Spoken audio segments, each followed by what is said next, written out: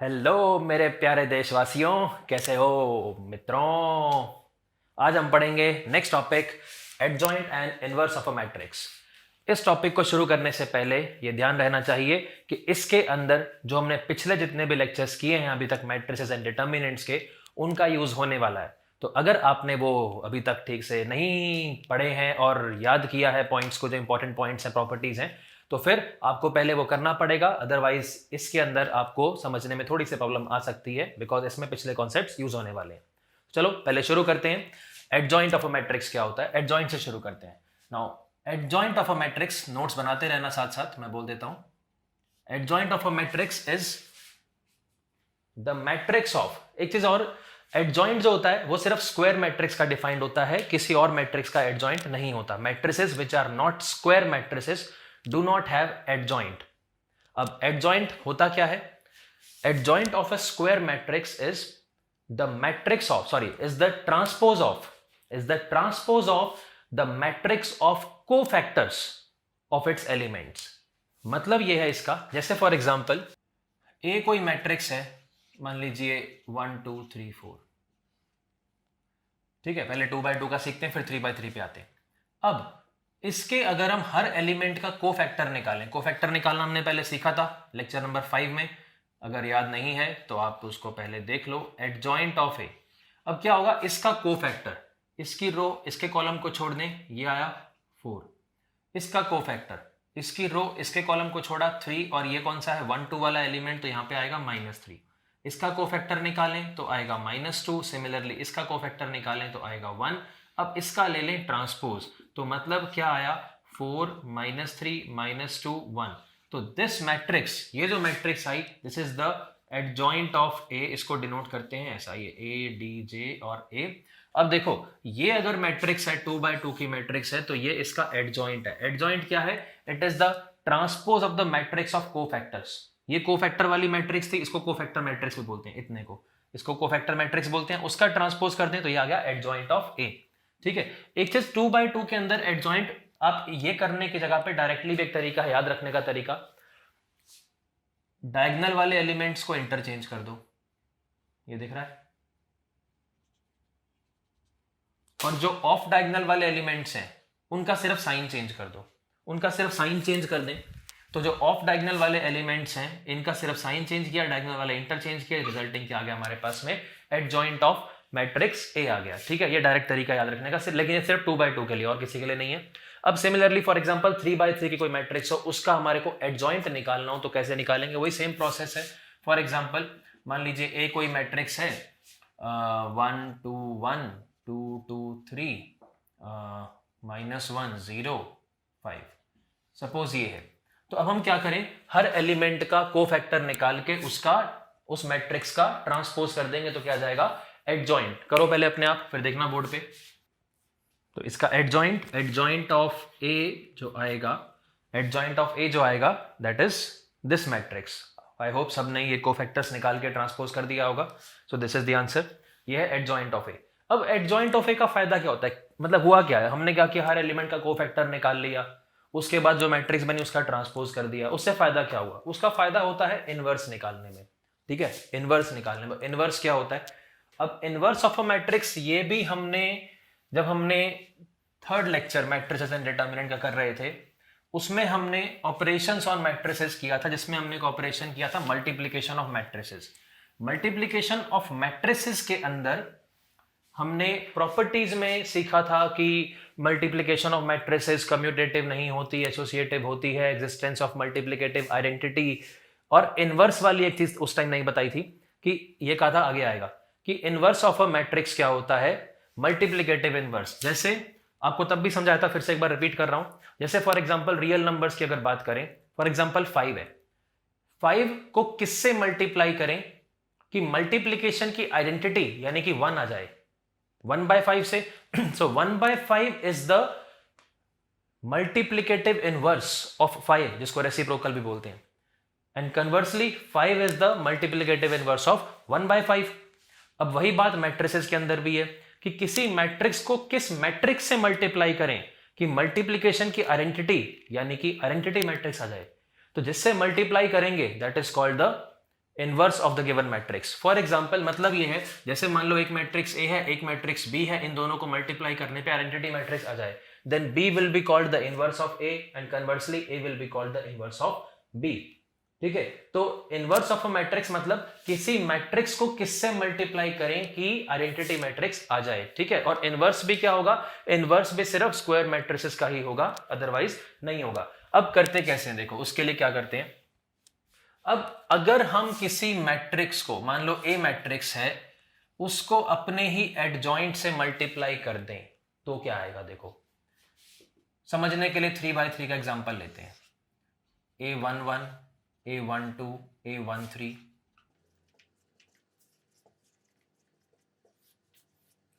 Adjoint of ए में क्या आएगा, इसका कोफैक्टर C11। ठीक है, फिर यहां पे C12, लेकिन हम ट्रांसपोज भी लेने वाले हैं तो डायरेक्टली यहां पे C12 इधर लिख रहे हैं, C13 इधर, C21, C22, C23, C31, C32, C33, ये हुआ। अब देखो अगर हम इन दोनों को मल्टीप्लाई करें तो क्या आएगा, इसको इससे, इसको इससे, इसको इससे। अब ये हुआ क्या, जब ये इससे मल्टीप्लाई हुआ तो यानी ये तो अपने ही कोफैक्टर से मल्टीप्लाई हो रहा है, ये अपने ही कोफैक्टर से मल्टीप्लाई हो रहा है, और ये अपने ही कोफैक्टर से मल्टीप्लाई हो रहा है। और ये प्रॉपर्टीज ऑफ डिटर्मिनेंट में सीखा था कि the sum of the product of the elements of any row और column of a matrix with their cofactors, इसको इसी के कोफैक्टर से मल्टीप्लाई करके ऐड कर दें, then that is equal to the determinant itself. तो ये डिटर्मिनेंट ऑफ ए ही बन जाएगा। ठीक है, नेक्स्ट एलिमेंट पे देखते हैं, नेक्स्ट एलिमेंट में क्या आ रहा है। अब इसको इससे मल्टीप्लाई करना है, तो ये क्या हुआ, इससे मल्टीप्लाई, ये इससे मल्टीप्लाई, ये इससे मल्टीप्लाई, यानी हुआ क्या, ये इसके कोफैक्टर से मल्टीप्लाई हो रहा है। देखो ये इसके कोफैक्टर से मल्टीप्लाई हो रहा है, ये क्या हो रहा है, इससे मल्टीप्लाई, यानी ये इसके कोफैक्टर से मल्टीप्लाई हुआ और ये वाला इसके कोफैक्टर से एक्चुअल में मल्टीप्लाई हो रहा है। और ये भी प्रॉपर्टी में सीखा था कि the sum of product of the elements of any row और column of a matrix with the cofactors of the corresponding elements of some other row और column is always equal to 0। किया था, याद नहीं है तो पहले वो वीडियो देख लो, फिफ्थ वाला चैप्टर, सॉरी फिफ्थ वाला जो लेक्चर था माइनर्स एंड कोफैक्टर्स वाला, सॉरी माइनर्स कोफैक्टर्स वाला नहीं, प्रॉपर्टीज ऑफ डिटर्मिनेंट्स वाला। ठीक है, उसके बाद देखो नेक्स्ट, जब इसको इससे मल्टीप्लाई करेंगे तो ये क्या हो रहा है, इससे मल्टीप्लाई हो रहा है, यानी कि ये इसके कोफैक्टर से मल्टीप्लाई हो रहा है, नेक्स्ट वाला इसके कोफैक्टर से मल्टीप्लाई हो रहा है, नेक्स्ट वाला इसके कोफैक्टर से मल्टीप्लाई हो रहा है, तो ये भी 0। सिमिलरली बाकी निकाल के देखोगे, ये भी 0, ये डिटर्मिनेंट ऑफ ए, ये 0, ये 0, ये 0, ये आ जाएगा डिटर्मिनेंट ऑफ ए। कुल मिला के ये निकल के आएगा। अब मैट्रिक्स है, मैट्रिक्स में से तो पूरे में से डिटर्मिनेंट ऑफ ए कॉमन ले सकते हैं, डिटर्मिनेंट ऑफ ए कॉमन लेंगे बिकॉज 0, बाकी तो 0 ही है, कॉमन ले लिया, मैट्रिक्स में से तो पूरे में से कॉमन आता है, तो अंदर क्या बचेगा, 1 0 0 0 1 0 0 0 1, यानी ये तो आइडेंटिटी मैट्रिक्स बन गई। हमने 3x3 के लिए तो यहाँ पे i3 भी लिख सकते हैं, अगर इन जनरल हमने n/n का लिखा तो यहाँ पे in लिख देते। तो मतलब अब हुआ क्या, ये देखो हुआ क्या कि a into adjoint of a आ गया determinant of a into identity matrix, i3 भी लिखने की जरूरत नहीं है, जिस भी ऑर्डर की होगी वही आ जाएगा, इंटू आइडेंटिटी मैट्रिक्स आ गई। ठीक है, तो अब हमने क्या सीखा कि किसी मैट्रिक्स को किससे मल्टीप्लाई करें कि आइडेंटिटी आ जाए, तो जिससे मल्टीप्लाई करेंगे उसका इनवर्स कहलाता है। तो इसको इससे मल्टीप्लाई करने पे आइडेंटिटी नहीं आ रहा, दिस इनटू आइडेंटिटी आ रहा है, लेकिन ये तो कहते हैं कांस्टेंट है, एक नंबर है, तो इसको तो डिवाइड में ला सकते हैं, इसको डिवाइड में ले आए तो यानी यहां पे हम लिख सकते हैं a into 1 upon determinant of a into adjoint of a, this is equal to identity matrix. अगर इन जनरल अगर बात करें तो in, if a is a matrix of n/n order, तो ये in आ गया, तो मतलब a मैट्रिक्स को इससे मल्टीप्लाई करने पर आइडेंटिटी आ गई, तो इसका मतलब ये क्या है, this is the inverse of a। समझ में आई बात सभी को। तो मतलब अब सीखने वाली बात क्या है और जो याद रखने वाली बात है वो ये है कि इनवर्स ऑफ अ मैट्रिक्स यानी a inverse is equal to 1 upon determinant of a into adjoint of a। ये चीज याद होनी चाहिए, एज अ फॉर्मूला भी याद होना चाहिए ये, कि अगर कोई मैट्रिक्स दे रखी है, ठीक है, कोई मैट्रिक्स दे रखी हो, अभी हमने एडजॉइंट निकालना सीखा था, इनवर्स निकालना हो तो क्या करो, एडजॉइंट निकाल के हर एलिमेंट को डिटर्मिनेंट से डिवाइड कर देंगे तो क्या बन जाएगा, इनवर्स बन जाएगा। समझ में आया सभी को, ठीक है। लेकिन एक पॉइंट जरूर ध्यान में रखना है कि अगर डिटर्मिनेंट ऑफ ए 0 आ जाए, डिटर्मिनेंट ऑफ ए 0 आ जाए तो फिर इनवर्स आएगा ही नहीं। मतलब क्या है कि if the determinant is 0 then a matrix is non invertible, या ऐसा बोलें कि a matrix is invertible if and only if it is non singular.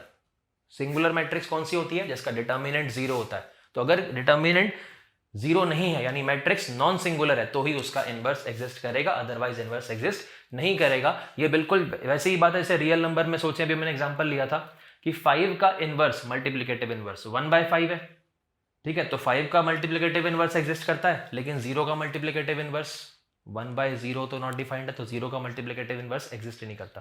तो बिल्कुल वैसा ही है कि अगर मैट्रिक्स अगर नॉन सिंगुलर है तो ही, नॉन सिंगुलर मतलब डिटर्मिनेंट नॉन जीरो है, तो ही उसका इनवर्स आएगा। If it is singular then the matrix is non invertible. समझ में आया सबको? ठीक है, अब उसके बाद में हम आते हैं इनवर्स की और एडजॉइंट की कुछ इंपॉर्टेंट प्रॉपर्टीज के ऊपर। ठीक है, खूब सारी प्रॉपर्टीज करेंगे इनकी भी, जिनके ऊपर डायरेक्ट क्वेश्चन जेईई मेन के अंदर तो डायरेक्ट क्वेश्चन बन जाता है, एडवांस में डायरेक्ट तो नहीं बनता, लेकिन उन प्रॉपर्टीज के ऊपर जेईई मेन में तो डायरेक्ट क्वेश्चन आ जाता है, मतलब ज्यादा कुछ कैलकुलेशन नहीं करनी पड़ती। ठीक है, चलो प्रॉपर्टीज लिखो, properties of adjoint and inverse, properties of adjoint and inverse. ठीक है, सबसे पहली प्रॉपर्टी तो जो अभी हमने सीखा इसी को एज अ प्रॉपर्टी लिख लो, a into adjoint of a is equal to determinant of a into I N if a is a square matrix of order n। ठीक है, दूसरी property a inverse is equal to 1 upon determinant of a into adjoint of a, जो भी हमने सीखा था वही as a formula, या फिर यहां से हम ये भी कह सकते हैं a into A inverse is equal to identity matrix. वही तो है भाई डेफिनेशन, वही तो आया था कि किसी मैट्रिक्स और a इनवर्स क्या होता है, ये होता है। या फिर इसको ऐसा भी लिख सकते हैं a इनवर्स इंटू ए लिखो, क्योंकि ये तो कम्यूटेटिव होगा कि अगर ये इसका इनवर्स है तो ये इसका इनवर्स है। ठीक है, तो चाहे ऐसा करें चाहे ऐसा करें वो एक ही बात है। ठीक है, और यहां पर वो भी लिख लो कि a matrix is invertible if and only if it is non singular. ठीक है, अगर नहीं लिखा तो यहां पर लिख लो। ठीक है, उसके बाद आते हैं नेक्स्ट प्रॉपर्टी के ऊपर। नेक्स्ट प्रॉपर्टी ए इनवर्स का inverse is equal to A itself. तो यहां से दिख रहा है कि इन दोनों का मल्टीप्लीकेशन अगर आइडेंटिटी मैट्रिक्स है तो जो भी ये मैट्रिक्स क्या है, this is the inverse of the A and ये इसका इनवर्स वो ए ही बन जाएगा। समझ में आया सभी को? ठीक है, next property, fourth property, A transpose का इनवर्स, ए ट्रांसपोज का inverse is equal to A inverse का ट्रांसपोज। मतलब कोई मैट्रिक्स का ट्रांसपोज करके इनवर्स करें या इनवर्स करके ट्रांसपोज करें, सेम ही निकल के आएगा। क्यों निकल के आएगा, रीजन देखो, प्रूफ इसका कैसे होता है ये। जैसे अभी हमने सीखा कि a इंटू ए इनवर्स तो क्या होता है, आइडेंटिटी मैट्रिक्स होता है। अब अगर दोनों तरफ ट्रांसपोज ले ले, taking transpose on both sides, भाई अगर ये इसके इक्वल है तो इसका ट्रांसपोज इसके ट्रांसपोज के इक्वल होगा ना। और ट्रांसपोज की हमने प्रॉपर्टी भी पढ़ी थी कि ट्रांसपोज वाले केस में तो रिवर्सल लॉ लगता है। अगर याद नहीं है तो यहां बता देता हूं मैं आपको, ये a इंटू बी का transpose is equal to B transpose into A transpose.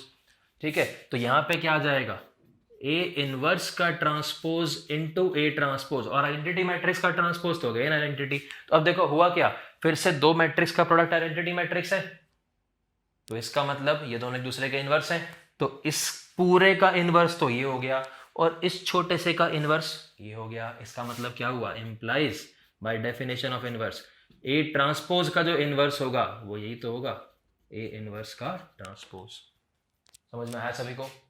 Next property पे आते हैं, फिफ्थ प्रॉपर्टी लिखो, inverse of a symmetric matrix is always a symmetric matrix. मतलब अगर ओरिजिनल मैट्रिक्स सिमेट्रिक है तो जो उसका इनवर्स निकल के आएगा वो भी क्या आएगा, सिमेट्रिक निकल के आएगा। ठीक है, क्यों होगा ऐसा, इसका reason proof, if A is a symmetric matrix, कोई भी सिमेट्रिक मैट्रिक्स है, if A is a symmetric matrix then A transpose is equal to A होगा, गिवन है ये तो एक तरह से, अगर मैट्रिक्स ओरिजिनल मैट्रिक्स सिमेट्रिक है तो मतलब ये गिवन है। ठीक है, अच्छा अब कोई भी मैट्रिक्स हमें ये चेक करना हो या प्रूव करना हो कि वो सिमेट्रिक है, उसके लिए इतना सफिशिएंट है कि हम उसका ट्रांसपोज निकाल लें। अगर उसका ट्रांसपोज उसी के इक्वल आ गया तो इसका मतलब वो सिमेट्रिक है, अदरवाइज नहीं है। अब हमें ये चेक करना है कि क्या ए इनवर्स सिमेट्रिक है या नहीं है, तो हमने क्या किया, ए इनवर्स का ट्रांसपोज निकाल लिया। ए इनवर्स का ट्रांसपोज निकाला, और अभी पिछली प्रॉपर्टी में सीखा कि ए इनवर्स का transpose is equal to A transpose का इनवर्स होता है। But if A is a symmetric matrix तो ए ट्रांसपोज तो ए के इक्वल है, तो ए ट्रांसपोज अगर ए के इक्वल है तो ये क्या आ गया, ए इनवर्स आ गया। तो यानी कुल मिला के क्या आया, ए इनवर्स का ट्रांसपोज ए इनवर्स के इक्वल आ गया, इसका ट्रांसपोज इसी के इक्वल, तो इसका मतलब implies A inverse is a symmetric matrix, is a symmetric matrix. समझ में आया सभी को ये? ठीक है, चलो उसके बाद में नेक्स्ट प्रॉपर्टी लिखो, सिक्स्थ प्रॉपर्टी ए बी का inverse is equal to B inverse into A inverse, just like transpose में होता है इनवर्स में भी होता है। This is again called reversal law. उसमें रिवर्सल लॉ वो ट्रांसपोज के लिए था, this is reversal law for inverse. ठीक है, अब ये कैसे होता है, तो इसका प्रूफ देखो, इसका प्रूफ देखो, अगर ए बी मैट्रिक्स है, इसको अगर हम मल्टीप्लाई कर दें B inverse into A inverse से, तो किसी को कोई समस्या तो नहीं है मल्टीप्लाई करने में, किसी से भी कर दें भाई। ठीक है, अब लेकिन इस मल्टीप्लीकेशन से होगा क्या, देखो अब ये क्या है, ये 4 मैट्रिसेस का मल्टीप्लीकेशन है। मैट्रिसेस का मल्टीप्लीकेशन कम्यूटेटिव नहीं होता, आप इनको इंटरचेंज वगैरह नहीं कर सकते, लेकिन एसोसिएटिव होता है। मतलब आप पहले इन दोनों को करके फिर आप इससे करो, फिर इससे करो, कोई फर्क नहीं पड़ता, या फिर आप ऐसा कर दो A into B inverse into A inverse, इससे कोई फर्क नहीं पड़ता, एसोसिएटिव तो होता है, तीनों चारों कितनी भी हो। अब लेकिन बी इंटू बी इनवर्स, ये तो इनवर्स वाली प्रॉपर्टी लग गई कि किसी मैट्रिक्स को अपने ही इनवर्स से मल्टीप्लाई करें तो क्या आ गया, आइडेंटिटी मैट्रिक्स। तो मतलब ये क्या आ गया, A into I into A inverse. अब ए इंटू आई कर रहे हैं, या कुछ भी करें, पहले इन दोनों को आप करो, इन दोनों को, आइडेंटिटी मैट्रिक्स ही है। तो ये तो क्या आ गया, ए इंटू ए इनवर्स है, तो फिर वही बात होगी, आइडेंटिटी मैट्रिक्स आ गया। तो हुआ क्या, हम ये कर रहे थे A B into B inverse into A inverse, identity matrix आ गया। ये आइडेंटिटी मैट्रिक्स आया, लेकिन किसी मैट्रिक्स को किसी और से मल्टीप्लाई करने पे आइडेंटिटी आ जाए, तो इसका मतलब ये जो कोई और है ये तो उसका इनवर्स है।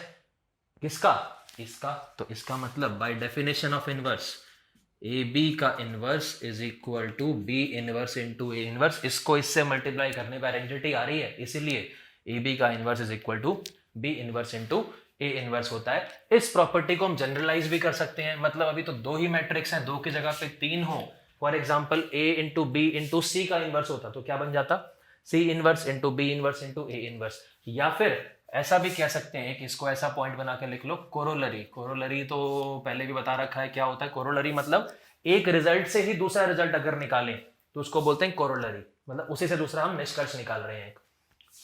ए की पावर n का inverse is equal to A inverse की पावर n, मतलब a की power n, for example a square, a cube, a की पावर 4, कुछ भी हो, a into A into A into A n times है, उसका इनवर्स करेंगे तो रिवर्सल लॉ लगेगा।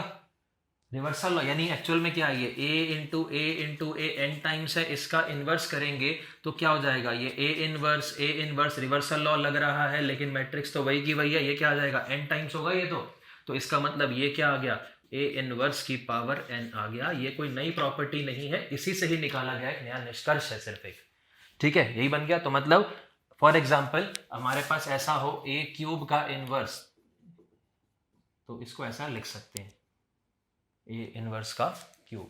समझ में आया सबको? नेक्स्ट प्रॉपर्टी पे आते हैं, 7th property,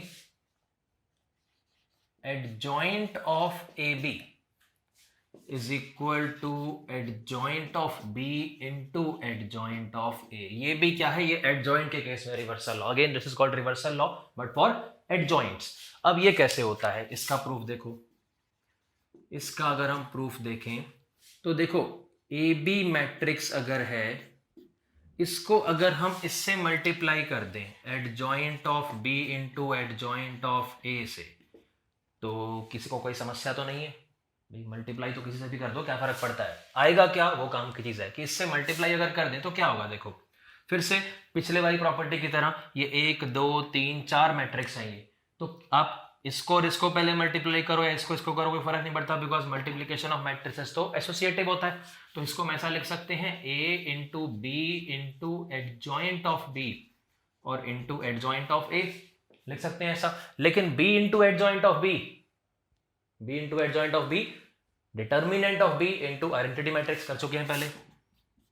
determinant of b into identity matrix, जो भी ऑर्डर है इसका, अगर मान लो b 3/3 के तो ये भी 3/3 की, ये 4/4 है तो ये भी 4/4, ठीक है, इंटू एडजॉइंट ऑफ a। अब आइडेंटिटी के से तो हमें कोई फर्क पड़ता नहीं है, अभी आप इससे मल्टीप्लाई करो तो वही सेम ही आ जाएगा। लेकिन ये जो आया ये तो एक कांस्टेंट, एक नंबर है, इस नंबर को तो भले आप आगे लिख दो, तो इसको तो हम यहाँ पर पहले लिख देते हैं। यहाँ पर a आया, इसको इससे मल्टीप्लाई किया, वो तो एडजॉइंट ऑफ a ही बचा, तो ये अब आ गया, ये फिर से वही बन गया a into adjoint of a, a into adjoint of a क्या बनेगा, determinant of a into identity matrix, अगर n बाय n किए तो i n लिख दिया। अब ये तो क्या आ गया, ये तो दोनों नंबर हैं, आप इसको लिखो पहले इसको लिखो, उससे तो कोई फर्क पड़ता नहीं, मैट्रिक्स तो नहीं, तो सिंपल नंबर्स का मल्टीप्लिकेशन है। तो इसको ऐसा लिख सकते हैं, determinant of a into determinant of b into identity matrix. तो मतलब यहां से हम चले थे कि ab into adjoint of b into adjoint of a, और पहुंच कहां गए, this is equal to determinant of a into determinant of b into identity matrix. अच्छा, अब ये डिटर्मिनेंट की प्रॉपर्टी में भी पढ़ा था, डिटर्मिनेंट की प्रॉपर्टी में कुछ ऐसा पढ़ा था कि determinant of A B is equal to determinant of A into determinant of B. अगर प्रॉपर्टीज याद नहीं है डिटर्मिनेंट की, पहले वो वाला वीडियो देख लो, अच्छे से याद कर लो प्रॉपर्टीज, ठीक है, फिर इस पे आना तो ज्यादा अच्छे से समझ में आएगा। हमने ये सीखा था कि determinant of product is equal to product of determinants. तो मतलब अब इसका कन्वर्स यहां पे लगा सकते हैं, determinant of A into determinant of B को डिटर्मिनेंट ऑफ ए भी लिख सकते हैं, ठीक है, यहीं पे करेक्शन कर देते हैं, यहीं पे आप नया स्टेप लिख लेना, इसको लिख सकते हैं डिटर्मिनेंट ऑफ ए भी लिख सकते हैं। तो मतलब अब हुआ क्या, ए बी मैट्रिक्स से चले थे, A B matrix into something क्या आ गया, determinant of A B into I N, ठीक है। लेकिन ये तो क्या हो गया भाई, किसी मैट्रिक्स को अपने एडजॉइंट से मल्टीप्लाई करने पे ही आता है ना उसका डिटर्मिनेंट इंटू आइडेंटिटी मैट्रिक्स। तो मतलब इस मैट्रिक्स को अपने एडजॉइंट से मल्टीप्लाई करेंगे तभी तो ये आएगा। तो इसका मतलब ये जो है, ये जो मसाला है यहाँ पर, ये मसाला क्या है, ये मसाला इस मैट्रिक्स का एडजॉइंट है। तो मतलब adjoint of A B is equal to adjoint of B into adjoint of A होता है। समझ में आया सबको ये? नेक्स्ट प्रॉपर्टी पे आते हैं। नेक्स्ट प्रॉपर्टी से पहले एक इसी प्रॉपर्टी की corollary of this property again, वो ये है कि एडजॉइंट ऑफ ए की power n is equal to adjoint of A पूरे की पावर n। मतलब कोई मैट्रिक्स की, जैसे फॉर एग्जांपल ए मैट्रिक्स है, आपको ए स्क्वायर का एडजॉइंट निकालना हो, यानी आप पहले स्क्वायर करो फिर एडजॉइंट निकालो, या फिर एडजॉइंट इनटू एडजॉइंट करें, एडजॉइंट निकाल के उनको मल्टीप्लाई करें, बात एक ही है। क्यों है? क्योंकि अभी हमने सीखा कि एडजॉइंट ऑफ ए बी तो क्या होता है, adjoint of B into adjoint of A होता है। अगर दो की जगह पे तीन मैट्रिक्स होती, adjoint of A B C होता, तो क्या होता, adjoint of C into adjoint of B into adjoint of A, ठीक है, ये जनरलाइजेशन है इसका, ठीक है। लेकिन अगर आप मैट्रिक्स सेम ही ले लो, आपने ए इंटू ए ही कर दिया तो वो ए स्क्वायर हो गया, या एन टाइम्स कर दिया तो ए की पावर एन हो गया, तो यहाँ से क्या आ जाएगा, इस टाइप से ये बन जाएगा, ठीक है। नेक्स्ट प्रॉपर्टी जो है, नेक्स्ट प्रॉपर्टी कितनी हो गई, 7 प्रॉपर्टीज हो चुकी हैं। 8th property is adjoint of A transpose is equal to adjoint of A का ट्रांसपोज। मतलब सिंपल सा ये है, कोई मैट्रिक्स दे रखी है, आपको उसके ट्रांसपोज का एडजॉइंट निकालना हो तो आप पहले ट्रांसपोज करके फिर एडजॉइंट निकालो, या पहले एडजॉइंट करके फिर ट्रांसपोज करो, बात एक ही है, सेम ही रिजल्ट निकल के आएगा, ठीक है। ये तो अपने आप में वैसे सेल्फ एक्सप्लेनेटरी है। क्यों? क्योंकि एडजॉइंट होता क्या है, एडजॉइंट तो होता है कोई मैट्रिक्स दे रखी है, हर एलिमेंट का आपने कोफैक्टर निकाला और फिर उस मैट्रिक्स का ट्रांसपोज कर दिया। तो आपने पहले कोफैक्टर्स निकाल के ट्रांसपोज किया, ठीक है, या फिर पहले ट्रांसपोज करके आपने एडजॉइंट निकाल रहे हैं, मतलब फिर वो प्रोसेस किया कि कोफैक्टर्स निकाल के ट्रांसपोज करने वाला, या फिर ये करें, वो क्या है, वो सेम ही निकल के आएगा, कोई फर्क पड़ेगा नहीं उससे, ठीक है। उसके बाद में नेक्स्ट प्रॉपर्टी, 9th प्रॉपर्टी लिख, adjoint of a symmetric matrix, adjoint of a symmetric matrix is always a symmetric matrix. Adjoint of a symmetric matrix is always a symmetric matrix. अभी हमने कुछ देर पहले एक प्रॉपर्टी पढ़ी थी कि inverse of a symmetric matrix is always a symmetric matrix. बिल्कुल similar type की प्रॉपर्टी है कि अगर कोई मैट्रिक्स सिमेट्रिक है तो उसका जैसे इनवर्स सिमेट्रिक आता है वैसे उसका एडजॉइंट भी सिमेट्रिक ही निकल के आएगा। क्यों निकल के आएगा, उसका रीजन प्रूव करने का वैसा ही है कि अगर किसी मैट्रिक्स को हमें ये प्रूव करना है या चेक करना है कि वो सिमेट्रिक है या नहीं है, तो कैसे करेंगे, उसका ट्रांसपोज निकालेंगे। ट्रांसपोज अगर उसी के इक्वल आ गया तो सिमेट्रिक है, अदरवाइज नहीं है।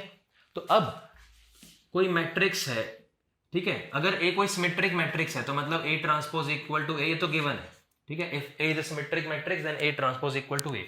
तो अब एडजॉइंट ऑफ ए का अगर हम ट्रांसपोज निकालें, ठीक है, अब ये पिछली प्रॉपर्टी से एडजॉइंट ऑफ ए का ट्रांसपोज तो ये लिख सकते हैं, तो ये क्या हो गया, एडजॉइंट ऑफ ए ट्रांसपोज लिख सकते हैं ऐसा। But if A is a symmetric matrix then A transpose equal to तो ए हो जाएगा, होगा। तो इसका मतलब ये तो ऐसा हो जाएगा। तो यानी ये क्या आ गया, एडजॉइंट ऑफ ए का ट्रांसपोज एडजॉइंट ऑफ ए के इक्वल ही आ गया। तो इसका मतलब क्या हो गया, ये तो सिमेट्रिक हो गया। ये तो प्रूव करना था। नेक्स्ट प्रॉपर्टी पे आते हैं। Next property, 10th property, A inverse का determinant is equal to determinant of A inverse. ये डिटर्मिनेंट ऑफ ए इनवर्स, ये मैट्रिक्स का इनवर्स नहीं है। डिटर्मिनेंट ऑफ ए तो कोई नंबर है, या इसको ऐसा भी लिख सकते हैं 1 अपॉन डिटर्मिनेंट ऑफ ए, तो नंबर है ना। तो मतलब ये है कि ए इनवर्स का determinant is equal to 1 upon determinant of A होता है, provided determinant of A should not be equal to 0। ये तभी एप्लीकेबल है अगर डिटर्मिनेंट ऑफ ए ही 0 आ गया। अगर डिटर्मिनेंट ऑफ ए ही 0 आ गया तो ए इनवर्स तो एग्जिस्ट ही नहीं करेगा। सीखा था पहले कि a matrix is invertible if and only if it is non singular, सीखा था, ठीक है। तो अब ये क्यों होता है, इसका रीजन, प्रूफ इसका प्रूफ तो भाई ए इंटू ए इनवर्स तो क्या होता है, आइडेंटिटी मैट्रिक्स। अगर ये इसके इक्वल तो फिर इसका डिटर्मिनेंट इसके डिटर्मिनेंट के इक्वल। इसका डिटर्मिनेंट तो क्या होता है, 1 होता है। अब इसका डिटर्मिनेंट अगर 1 है तो इसका मतलब ये हुआ, और इस पे भी प्रॉपर्टी लगा सकते हैं कि इसको लिख सकते हैं determinant of A into determinant of A inverse, लिख सकते हैं ऐसा, ठीक है। तो दिस इज इक्वल टू 1। तो यानी यहां से क्या आ गया, ए इनवर्स का determinant is equal to 1 upon determinant of A आ गया हमारे पास में, ठीक है। Next property, 11th property. 11th property है कि एडजॉइंट ऑफ ए का डिटर्मिनेंट, एडजॉइंट ऑफ ए का determinant is equal to determinant of A की power n-1, where n is the order of the matrix है। मतलब अगर a कोई n/n की स्क्वायर मैट्रिक्स है, अगर 3/3 की है तो एडजॉइंट ऑफ a का डिटर्मिनेंट क्या जाएगा, डिटर्मिनेंट ऑफ a का स्क्वायर बन जाएगा। अगर a 4/4 की है तो डिटर्मिनेंट ऑफ a का क्यूब बन जाएगा। ये इंपॉर्टेंट है, इसके ऊपर डायरेक्ट क्वेश्चन जेईई मेन में आ भी चुके हैं और आ सकते भी हैं, फ्यूचर में भी आ सकते हैं, ठीक है। अब ये कैसे होता है, इसका रीजन समझते हैं। प्रूफ देखो, a into adjoint of a, again this is equal to our identity matrix। if a is of n/n तो ये भी n/n की हो जाएगी, ठीक है। अगर ये इसके इक्वल तो अगेन इसका डिटर्मिनेंट इसके डिटर्मिनेंट के इक्वल, तो यानी यहां से हम ये कह सकते हैं a into adjoint of a का डिटर्मिनेंट इज इक्वल टू 1 आ गया, ये बना, ठीक है। तो यहां से अब हम ये कह सकते हैं कि determinant of A into adjoint of A का डिटर्मिनेंट इज इक्वल टू 1 आ गया, ठीक है। तो यहां से हमारे, सॉरी एक मिनट, यहां पे एक मिस्टेक हो गई, ये यहां पे determinant of A into I n आना था। तो अच्छा, a into adjoint of A is equal determinant of a into I n. तो a into adjoint of a का डिटर्मिनेंट, इसको हम लिख सकते हैं। अब देखो, अगर ये इसके इक्वल है तो इसका डिटर्मिनेंट इसके डिटर्मिनेंट के इक्वल होगा, ठीक है। अब इसका डिटर्मिनेंट इसके डिटर्मिनेंट के इक्वल। अब यहां पर तो प्रॉपर्टी लगा सकते हैं कि this is determinant of a into determinant of adjoint of a, लिख सकते हैं ऐसा। अब यहां पर एक और काम की प्रॉपर्टी लगेगी, ये हमने डिटर्मिनेंट की प्रॉपर्टीज में अगेन सीखा था कि अगर मान लो कि कोई कांस्टेंट है, इनटू a का डिटर्मिनेंट करें तो this is equal to k की power n into determinant of a। अगर याद नहीं है तो फिर पहले डिटर्मिनेंट की प्रॉपर्टीज देख लो एक बार, फिर से वो वाला वीडियो देख लो। ठीक है, n क्या है, order of the matrix a।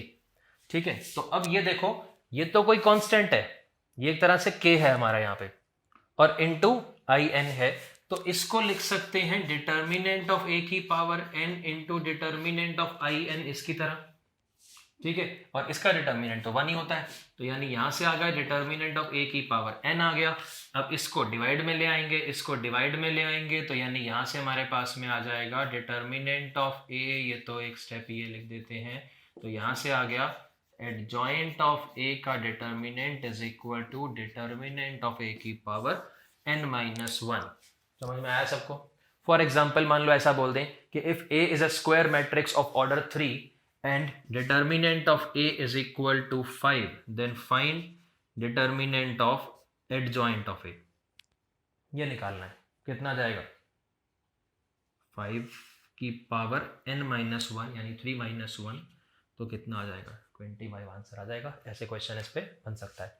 ठीक है, उसके बाद आते हैं नेक्स्ट प्रॉपर्टी पे। 11 हो गई, 12th पे आते हैं। 12th property adjoint of A. Adjoint का एडजॉइंट निकालना हो तो भाई अगर मान लो आपको ए मैट्रिक्स दे रखी है तो क्या करोगे, एक बार उसका एडजॉइंट निकालो फिर निकाल लो, थोड़ा सा लेंथी प्रोसेस हो जाएगा, लेकिन उसके बिना डायरेक्ट तरीका क्या है कि this is equal to determinant of A की power n minus 2 into A. कुछ एडजॉइंट वगैरह निकालने की जरूरत है, डिटर्मिनेंट तो बहुत जल्दी निकाल सकते हैं। ठीक है, तो ये एडजॉइंट में तो हर एलिमेंट का पहले कोफैक्टर निकालोगे, फिर ट्रांसपोज करोगे, फिर दोबारा से करोगे, इतना कुछ करने की जरूरत नहीं, डायरेक्टली यूज कर सकते हैं। होता कैसे है, इसका रीजन प्रूफ, इसका प्रूफ देखो फिर से। अब फिर से कि अगर किसी मैट्रिक्स को अपने ही एडजॉइंट से मल्टीप्लाई करते हैं तो क्या आता है, determinant of A into I n आता है। ठीक है, तो अगर कोई मैट्रिक्स ही, हम जो मैट्रिक्स है उसको एडजॉइंट ऑफ ए ले लें, तो इसको अगर अपने ही एडजॉइंट से मल्टीप्लाई करें तो इसका एडजॉइंट तो ये बनेगा, तो इसको अगर अपने ही एडजॉइंट से मल्टीप्लाई करें तो क्या आएगा, इसका डिटर्मिनेंट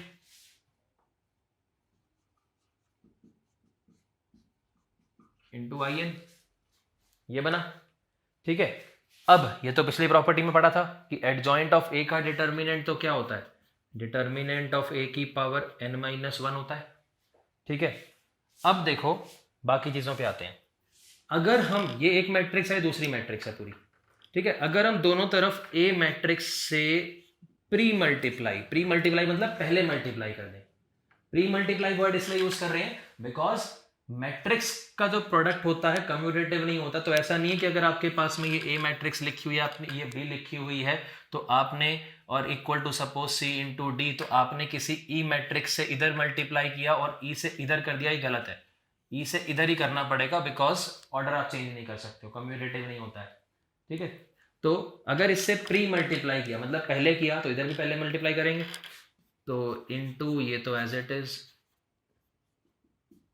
ठीक है, इधर पहले मल्टीप्लाई करें, लेकिन इधर तो क्या है, इधर ये तो नंबर है, कांस्टेंट को तो आप बाहर लिख सकते हो, तो पहले ए कर दिया, फिर हमने आई एन कर दिया, और ये तो वापस ए बन जाएगा। लेकिन यहां पर फिर से प्रॉपर्टी लग गई कि a into adjoint of A, तो क्या लिख सकते हैं, determinant of a into identity matrix, और इंटू ये adjoint of a is equal to determinant of A की power n minus 1 into A. Determinant of A divide में आ गया तो पावर हो गई इसकी n माइनस 2, और आइडेंटिटी से हमें कोई फर्क पड़ता नहीं है, तो कुल मिला के यहाँ पे क्या बचा, एडजॉइंट ऑफ ए, और इधर क्या बचा, डिटर्मिनेंट ऑफ ए की पावर n माइनस 2 इंटू ए। समझ में आया सभी को? तो नेक्स्ट प्रॉपर्टी पे आते हैं, कितनी हो गई, 12 प्रॉपर्टीज हो गई। 13th प्रॉपर्टी इसी से मिलती जुलती है, एडजॉइंट ऑफ ए का डिटर्मिनेंट अगर निकाल लें, इसका भी डिटर्मिनेंट, तो इतना कुछ करने की जरूरत नहीं है कि आप पहले एडजॉइंट्स निकालोगे फिर डिटर्मिनेंट निकालोगे, उसका भी डायरेक्ट तरीका है। क्या करोगे, डिटर्मिनेंट ऑफ ए की पावर n माइनस 1 का स्क्वायर कर देना। n क्या है, ऑर्डर है उसका, मतलब अगर a 3/3 की मैट्रिक्स है तो एडजॉइंट ऑफ ए का डिटर्मिनेंट निकालने के लिए इतना कुछ करने की जरूरत नहीं है, डिटर्मिनेंट ऑफ ए निकालो, वो तो कुछ सेकंड्स में निकाल सकते हैं। ठीक है, और उसकी पावर 3 माइनस 1 2 का स्क्वायर 4, तो डिटर्मिनेंट ऑफ ए की पावर 4 कर देना, डायरेक्ट आंसर आ जाएगा। क्यों आ जाएगा, उसका रीजन अब देखो, इसमें यही यूज होगा कि ये तो इसके इक्वल हमने प्रूव कर दिया, ठीक है।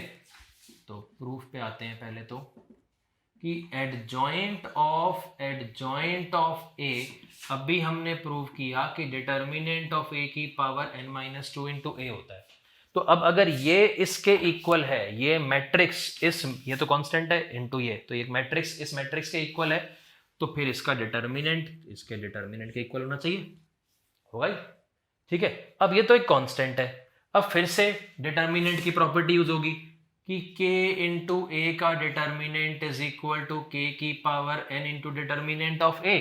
तो अब ये एक तरह से ये पूरा हमारा k है, ठीक है, ये पूरा हमारा k है, तो ये हो जाएगा डिटर्मिनेंट ऑफ a की पावर n-2, और इसकी जो पावर है वो n करनी है, लेकिन पावर्स तो क्या हो जाती हैं भाई, मल्टीप्लाई हो जाती हैं, और इनटू क्या बचा, डिटर्मिनेंट ऑफ a बचा, ठीक है। ये पूरा का पूरा एक तरह से हमारा k हो गया, k की पावर n, तो ये पूरा हमारा k पावर n, तो वो तो क्या होगा, पावर मल्टीप्लाई हो गई, और बचा क्या, डिटर्मिनेंट ऑफ a बच गया, ठीक है। अब अगर बेस सेम हो तो पावर ऐड हो जाएंगी, तो ये क्या आ गया, डिटर्मिनेंट ऑफ a की power n² minus 2n plus 1, और ये तो क्या बन गया, n-1 का स्क्वायर बन गया, डिटर्मिनेंट ऑफ a की पावर n-1 का होल स्क्वायर बन गया। तो मतलब एडजॉइंट ऑफ a क्या होता है, डिटर्मिनेंट ऑफ a की पावर n-1 का होल स्क्वायर।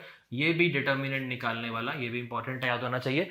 इसमें अब और खेल खेल सकते हैं इसके अंदर कि अभी देखो 2 बार एडजॉइंट किया तो n-1 का स्क्वायर आया, 3 बार करोगे क्यूब हो जाएगा, मतलब एडजॉइंट ऑफ इसी तरीके से प्रूव कर सकते हैं, वो पूरा करेंगे नहीं, बस डायरेक्टली याद होना चाहिए अब कि अगर हमारे पास अब 3 बार लिखा होता तो वहां पर n-1 का क्यूब हो जाता, मतलब सिमिलरली एडजॉइंट ऑफ ए, ठीक है।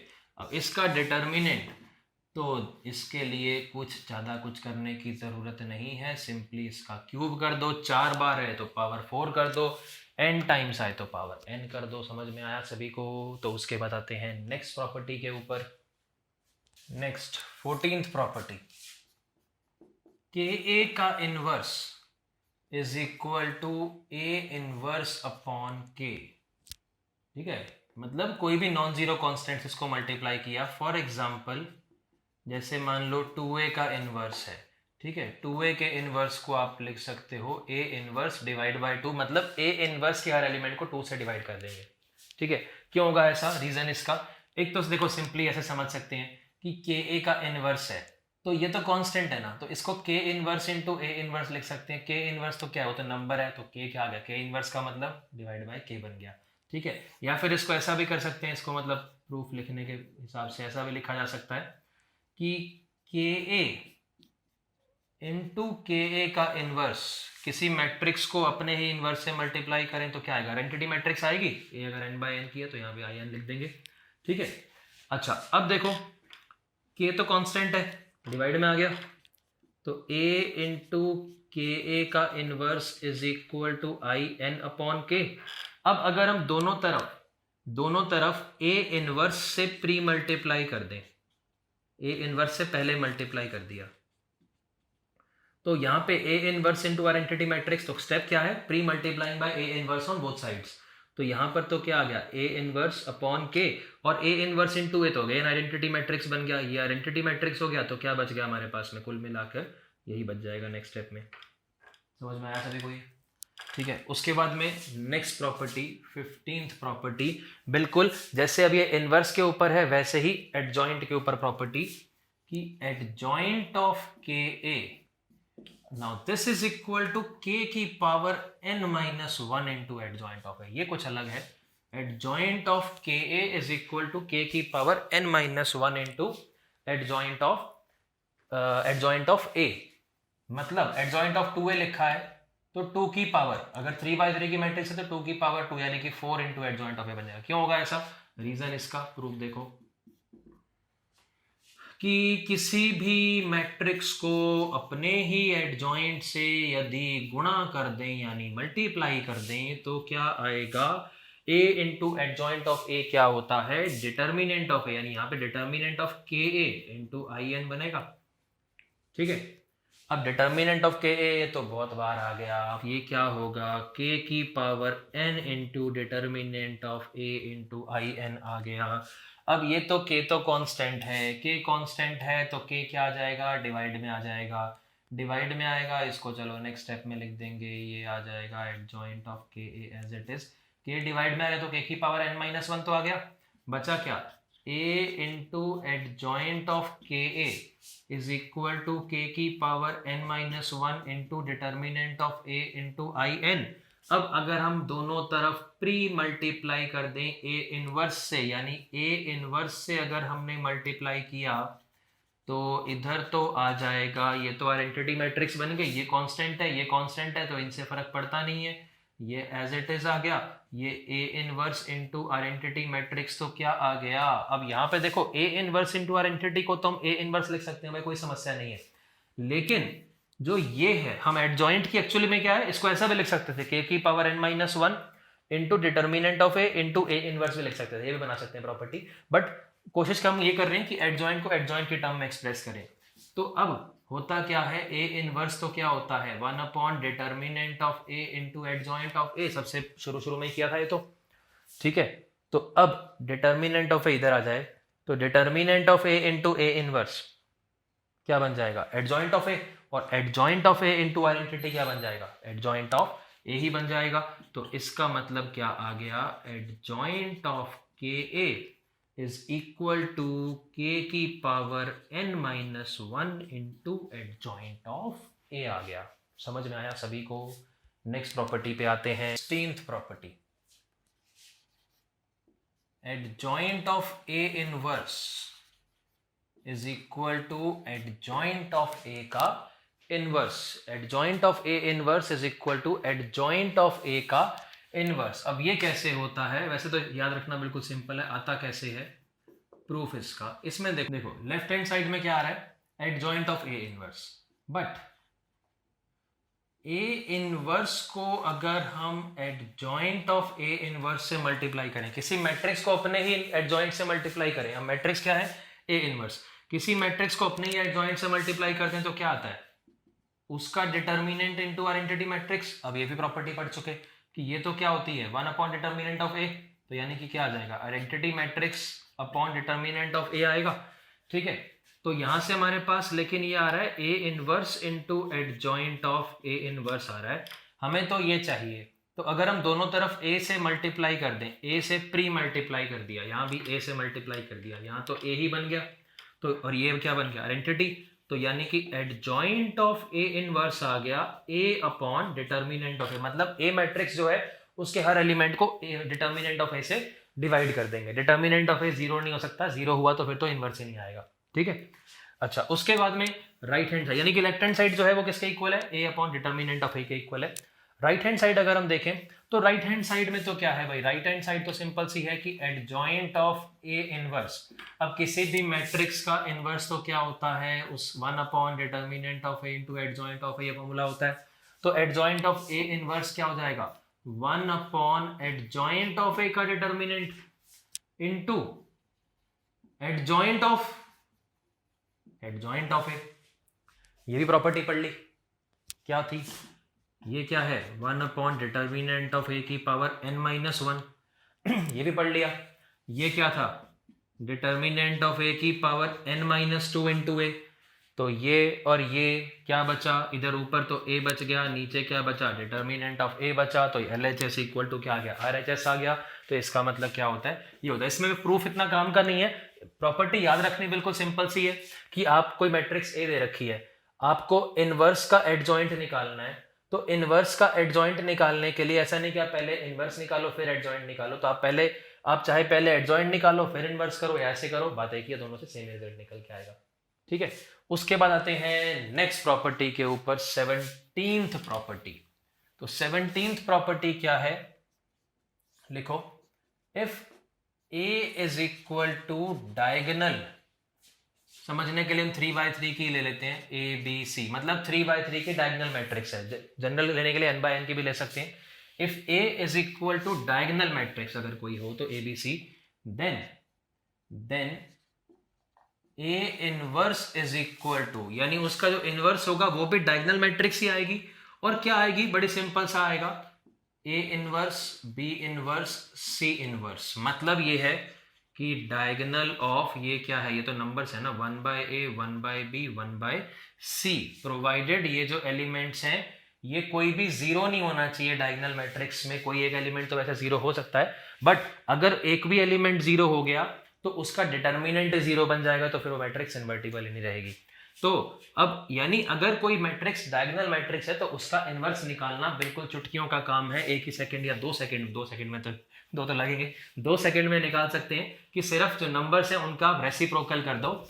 ठीक है, क्यों होता है ऐसा, उसका रीजन सिंपल सा है कि अगर कोई डायगोनल मैट्रिक्स है, ठीक है, अगर ए कोई डायगोनल मैट्रिक्स है तो मतलब ये a 0 0 0 b 0 0 0 c इस टाइप की है।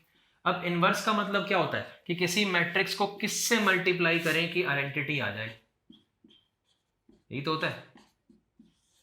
तो अब इसको किससे मल्टीप्लाई करें, तो इसको अगर आप इससे मल्टीप्लाई करोगे तो ही आइडेंटिटी आएगी, क्योंकि, और ये भी डायरेक्टली समझ सकते हैं कि दो डायगोनल मैट्रिसेस को मल्टीप्लाई करने के लिए आपको ऐसा नहीं है कि इसको इससे फिर ये वो सारा इतना कुछ करें, डायरेक्ट होता है इसका भी, इसको इससे पहला एलिमेंट, बाकी सारे ये वाले जीरो ही आएंगे।